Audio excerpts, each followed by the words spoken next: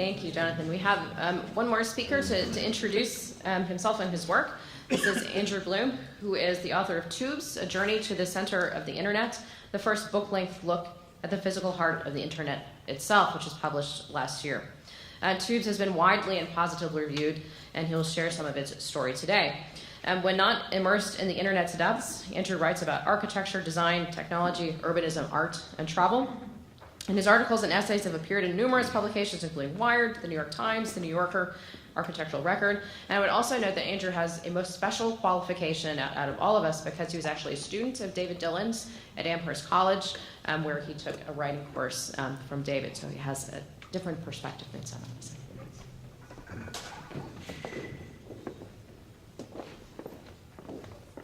Hi, good afternoon. Let me just get my images up.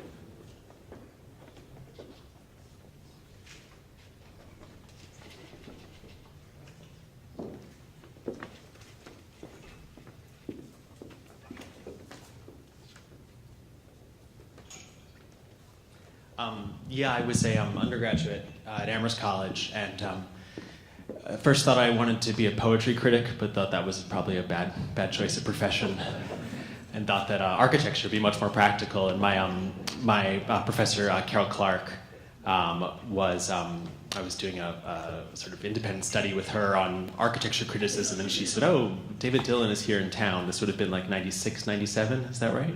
Yeah. So it's special for me to be here in the Symposium in David's honor. And also, I'm very excited for Mark to come to Dallas. The architecture writing community is quite small and quite tight and quite supportive. And for a city as big as Dallas to bring in a new critic and let him loose is a great thrill for all of us. All of which is to say that I'm going to talk about the internet, not in the way it's often talked about, but I am going to talk about it coming off of a decade or so of writing primarily about architecture. The transition for me came about because in 2008, 2009, I was ostensibly writing about architecture, but in fact, less and less was I going out and looking at buildings. More and more I was being asked to do it from my desk, sitting in front of my computer screen. And even more dramatically than that, since about 2007, when the iPhone came out, I realized that I was not only spending all of my days sitting in front of my computer screen, but I was then getting up at the end of the day and I was then looking at the smaller screen that I carried in my pocket. And for somebody who loves places and who ostensibly was devoting my life to writing about places, I was in fact not going anywhere. I was only spending time in front of screens. Even more striking than that, the place inside the screen was no place at all. When you looked for images of the internet, this was all that you found, this amorphous blob on the cover of most every book written about the internet prior to 2006. And it's meant, I think, to put us in awe. It reminds me a lot of the Apollo blue marble picture of the Earth. I think we're similarly not really supposed to know where we are on it. It's supposed to be kind of infinite and expansive. It was incredibly frustrating to me, though, because clearly the world inside the screen had to have some physical reality, and yet it was very hard to find any images of that reality. It was very hard to sort of understand where the internet was. And by about 2009, I had sort of recognized this as a kind of low-grade existential crisis. I couldn't know who I was anymore if I did not know what this thing was that I was practically surgically connected to.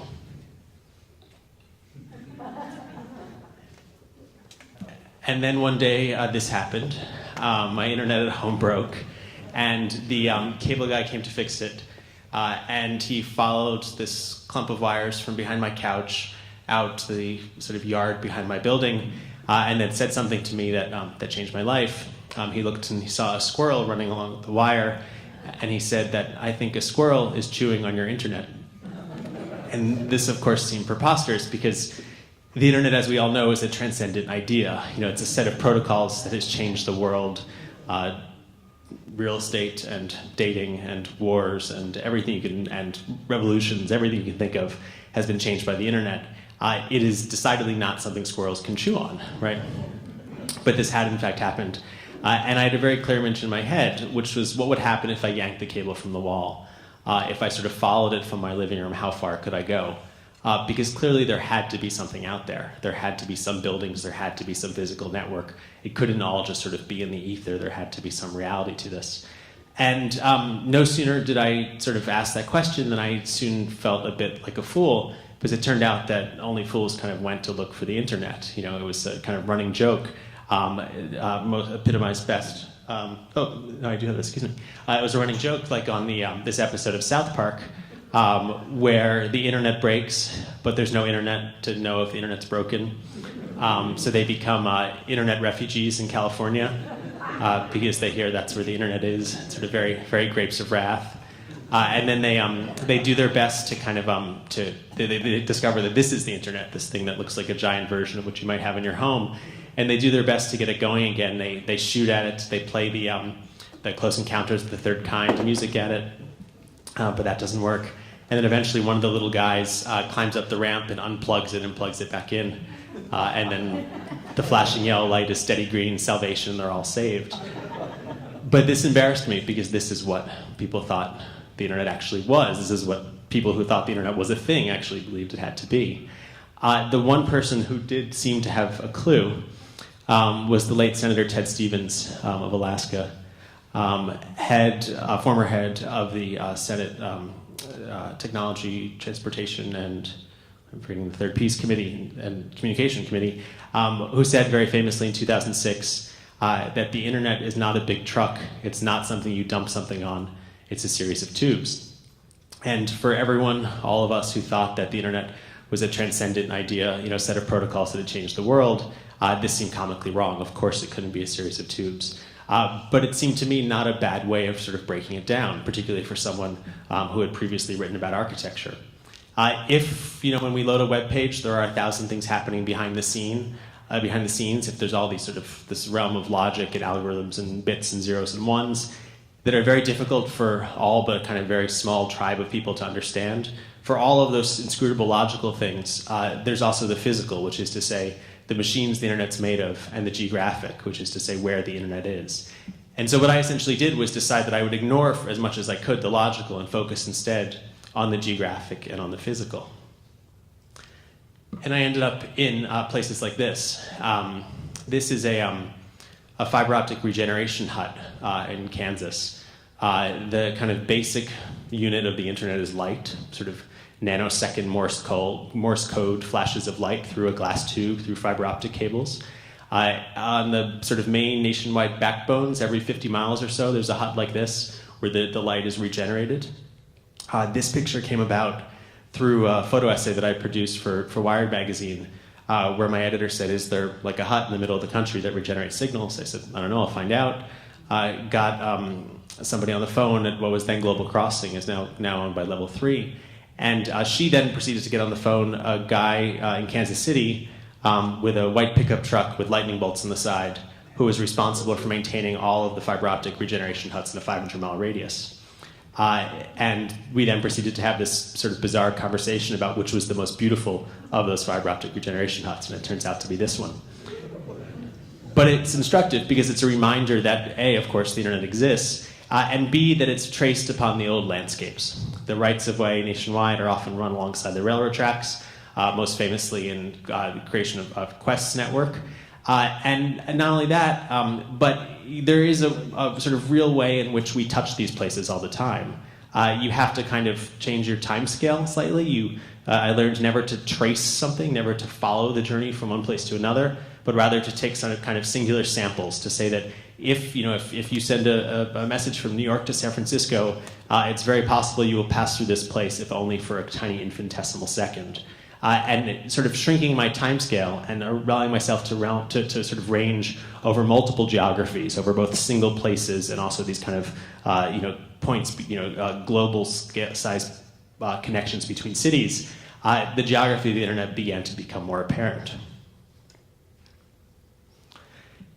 Even more remarkably was the sort of appearance of the dominant centers of the internet. It turns out that there are about a dozen buildings in the world that far and away are the internet's most important places. And the reason they're the internet's most important places is because they are where the networks of the internet connect to each other. The internet is a network of networks. Buildings like this, 60 Hudson Street in Lower Manhattan, are where those networks physically connect. Often to the big refrigerator-sized router of one network, connected to the big refrigerator-sized router of another network. A network might be Facebook, or Time Warner, or Verizon, or Goldman Sachs, or Citibank, or Comcast, or whatever it might be. But if the internet's a network of networks, those connections have to happen someplace. And they happen according to the sort of paths of least resistance, which means everybody tries to find kind of neutral territory where they can all store their equipment, rent a little piece of space, and then physically connect often with the yellow fiber optic cable, these sort of yellow jumper cables being the kind of basic physical unit of the internet. 60 Hudson's kind of remarkable building unto itself. You showed 37 in the Americas, yeah. It was originally the Western Union Telegraph Building. It was built as a kind of sister building to the AT&T long distance building that you saw a picture of this morning. And the reason it became the kind of center of New York's internet was because it was essentially a beachhead to the Bell system. It was different. It was when with the growth of post-breakup of the Bells, with the growth of MCI and other networks, this was not part of AT&T and the Bell system. It was close by, but it wasn't part of it. So it was a kind of neutral ground where new networks could come in, put their equipment, and then tether into the rest of the Bell network and eventually surpass that network. So this sort of became not the top-down sort of monolith of AT&T's network or Verizon's network, but rather the bottom-up network of the internet. Even more remarkably, the sort of social world of that is very distinct. I spent a lot of time with a group known as NANOG, the North American Network Operators Group. It's about 300 people, network operators, who meet 3 times a year. It's a sort of very intense social environment. If you talk about going to conferences to network, they literally go to conferences to network, which means that they drink a lot of beer, they decide who they can trust to configure their machines properly, where do we need to exchange traffic for sort of practical reasons, and if they come to that decision and they trust each other, then they sort of consummate the connection of their networks with the yellow fiber optic cable from one router to another.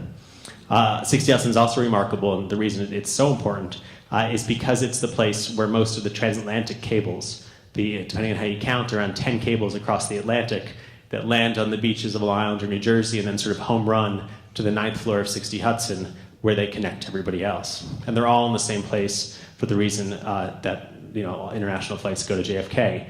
This is the network hub. This is where the international nodes meet. And then sometimes the internet creates its own geography. Probably the most important building in the country, or set of buildings in the country, the place where more networks meet than any other, where bandwidth is both the most abundant and cheapest, is a complex of buildings just north of Dulles Airport in Virginia, owned by a company called Equinix. You can sort of at the end of the red arrow there. Zooming in closer, you recognize that if this is the marketplace, this is the place where networks meet. It exerts a kind of gravity for the data centers, for places where data is stored and processed, all of which kind of cluster around this sort of center and then tether in, use the big warehouse-like buildings, these kind of aircraft carrier-looking things, as the major storage and processing facility, and then tether into Equinix's facility to distribute that data around the world. When Tubes was published last May, an excerpt about this section was published online with the headline we thought was very sensational, the bullseye of America's internet. We used a map like this and drew red circles around it. And then Equinix, the company that owns this building, all that week they tweeted, "We are the bullseye of America's internet, we are the bullseye of America's internet." Because there's a sort of strange publicness to these places. You go to this building because you want to connect to other people. You want people to know that you're there. Equinix can't wait to tell you that this is the most important center of the internet. And Telex at 60 Hudson, their biggest competitor, will say, no, actually, we're the most important center of the internet. This is a familiar building? Yeah. This is Texas, the center of the internet. Dallas, the center of the internet. Infomart, again, not the central office, not the main AT&T switch, but a sort of neutral ground, a kind of beachhead nearby. that is the place where more networks in Texas meet than anywhere else. And yet, about an order of magnitude fewer networks interconnect here than compared to the sort of top tier of buildings like in New York or San Francisco or Ashburn, which means, according to a website called PeeringDB that sort of keeps track of these things, somewhere around 65 networks meet here compared to the 400 or 500 at that top tier. In a third tier city, you'll have 5 or 6. The sort of orders of magnitude sort of track quite closely. And then again, sort of creating their geography, right? This is my first trip to Dallas. I don't know this very well, but as soon as I looked online to see where all the data centers are, the patterns become very clear. You can see the trace of the old infrastructure of the railroad tracks and the existing pathways. And you can see the ways in which the data centers cluster together, both with access to that major nodal point of Infomart, but then also with former industrial areas where there's plenty of power and space for a 300,000 or 500 or 800,000 square foot building filled with machines. Do people know that area? Is that a familiar area? So there are kind of 3 categories of places of the internet as I think of it. There are the internet exchange points, the places where networks meet. There are the kind of lines in between, the terrestrial networks like in that image from Kansas, as well as the undersea networks, which I can go on all day about, but which I'll try to stay more focused on cities for today. And then the third category are the data centers, the places where data is stored and processed. And there are a lot of ways to tell this story. The way that I told it was by visiting the first ground-up data centers of the number 1 and number 2 most visited websites, Facebook and Google, excuse me. Both of which made essentially the same decision 5 years apart, which was to put that first attempt at building a kind of factory in the same place in Central Oregon. Google, though, did so under incredible secrecy. They tried to keep secret for as long as possible what company was building this massive facility, a facility that used as much power as the aluminum smelter that had kind of gone out of business across the street. This is in the Dalles in Oregon, about 50, 75 miles east of Portland, right at the entrance to the Columbia River Dam. But what was remarkable for me and what was very dramatic and what sort of showed to me the stakes in thinking about the physical infrastructure of the internet was when I went or tried to go to visit this place. I had been, by the time I got to the Dalles, I'd been to dozens of these buildings around the world and had been, for the most part, welcomed with open arms. The network engineers who work in these buildings and operate them and own them are quite eager to share them. They're happy to sort of talk about what they do. Google was the opposite. This has since been updated, but until the middle of last year, this was the Google Maps satellite image of Google's own data center. It is not an old image, it is obscured, it is literally rubbed out. For those of us who are students of geography and space and power, we know that he who controls the maps controls the power. In Google's case, the greatest information company ever to be assembled on Earth, that means erasing your own data center from your own map. A sort of kind of shocking exertion of the control of information for their own good, for their own competitive reasons. When I went, I was essentially given a tour of the parking lot. I called up and said I visited places around the world. Can I come see your data center? Everybody's interested. This is the place. And they said, sure, come on over. My eyes were scanned. My license was checked. And then we walked across the parking lot. And when I asked my guide what goes on inside this building, he said, I'm sure that's information we have internally. It's not something we normally share. I said, yes, I'm sure you know what goes on inside your building. Then I was shown the Googler's organic garden, but it was wintertime, so it was sort of like, here's our patch of dirt. And then I was taken to lunch with a handful of Googlers and a publicist who then went around the table and prompted each of them to tell me how much they liked working at Google, how many people applied for their jobs. It was a sort of, visits to many of these places, and in a decade as a journalist, it was the most sort of tone-deaf visit I'd ever made. All the more startling and all the more hypocritical and all the more terrifying, since this is the company that knows the most about us. The company that knows the most about us was the one that was least willing to talk about itself. That's something I still haven't gotten over.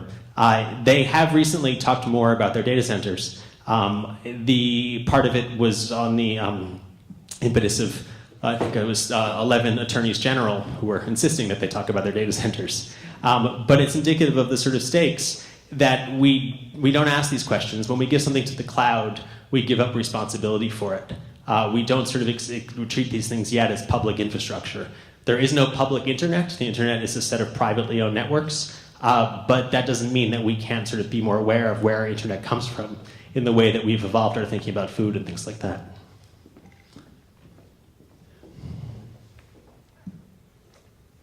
This is an image that I've been thinking a lot about recently. The whole sort of way that it's interesting. Over the last year, my thinking has sort of evolved into recognizing that it's not about the physical world and the digital world, but really this idea that we are living inside the network. You know, when we sort of live in a world that's entirely influenced by codes and algorithms and networks and systems, none of which we really understand. Systems that nobody really understands in total. They are kind of out of control, as anyone who tried to fly on Tuesday might have noticed when American Airlines computers crashed and everyone stopped moving. It's that kind of thing where it's like, what have we unleashed? What is this? What is this thing made of? Who understands it? Where is it? Who owns it? Who controls it? This is an image, this is an artwork by a guy named James Bridle I've been talking to a lot recently, which is the shadow of a drone. He sort of said, you know, if drones are the sort of ultimate physical instantiation of the network, what is it? How big is it? What does it look like? And to try to answer that question, he traced it on the ground in chalk. And that seems to me sort of where we're at the moment with the network. We're kind of reading the shadows on the wall, and we need to start to move to thinking about it more as a public infrastructure, something we understand and treat with reverence. Thank you.